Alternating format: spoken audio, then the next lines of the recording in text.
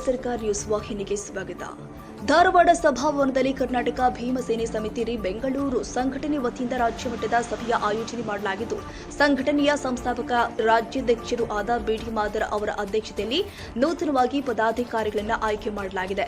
ಸಂಘಟನೆಯ ರಾಜ್ಯ ಗೌರವಾಧ್ಯಕ್ಷರನ್ನಾಗಿ ಡಾ ಶಿವಸೋಮಣ್ಣ ನೆಟ್ಟೂರು, ಸಂಘಟನೆಯ ರಾಜ್ಯ ಘಟಕದ ಮಹಿಳಾ ಅಧ್ಯಕ್ಷರನ್ನಾಗಿ ಶ್ರೀಮತಿ ರೂಪಾ ಆರವಾಳವಿ, ಧಾರವಾಡ ಜಿಲ್ಲಾ ಅಧ್ಯಕ್ಷರನ್ನಾಗಿ ಸುರೇಶ್ ಮಾದರ, ಬೆಳಗಾವಿ ಜಿಲ್ಲಾಧ್ಯಕ್ಷರನ್ನಾಗಿ ಮಂಜುನಾಥ್ ಮಾದರ, ಧಾರವಾಡ ಜಿಲ್ಲಾ ಯುವ ಘಟಕದ ಅಧ್ಯಕ್ಷರನ್ನಾಗಿ ಶ್ರೀನಿವಾಸ್ ಅವರೋಳಿ, ಉಪಾಧ್ಯಕ್ಷರನ್ನಾಗಿ ಹನುಮಂತ ಮನಗುಂಡಿ, ಮಹಿಳಾ ಧಾರವಾಡ ಜಿಲ್ಲಾಧ್ಯಕ್ಷರಾಗಿ ಶ್ರೀಮತಿ ರೋಹಿಣಿ ಮಲ್ಲೂರು, ಹುಬ್ಬಳ್ಳಿ ಧಾರವಾಡ ನಗರ ಘಟಕದ ಜಿಲ್ಲಾಧ್ಯಕ್ಷರಾಗಿ ಸರ್ವಮಂಗಳ ನಾಗೇಂದ್ರಗಡ, ಬೆಳಗಾವಿ ಜಿಲ್ಲಾ ಉಪಾಧ್ಯಕ್ಷರನ್ನಾಗಿ ಮಾರುತಿ ಭಜಂತ್ರಿ, ಅಳವಾರ ಯುವ ಘಟಕದ ಅಧ್ಯಕ್ಷರನ್ನಾಗಿ ಶಾನೂರ್ ಹಬ್ಬನವರ್, ಹುಬ್ಬಳ್ಳಿ ಯುವ ಘಟಕದ ಅಧ್ಯಕ್ಷರನ್ನಾಗಿ ಪುಂಡಲಿಕ ತಿರ್ಲಾಪುರ್ ಹಾಗೂ ಇನ್ನೂ ಅನೇಕ ಪದಾಧಿಕಾರಿಗಳನ್ನು ಆಯ್ಕೆ ಮಾಡಲಾಗಿದೆ.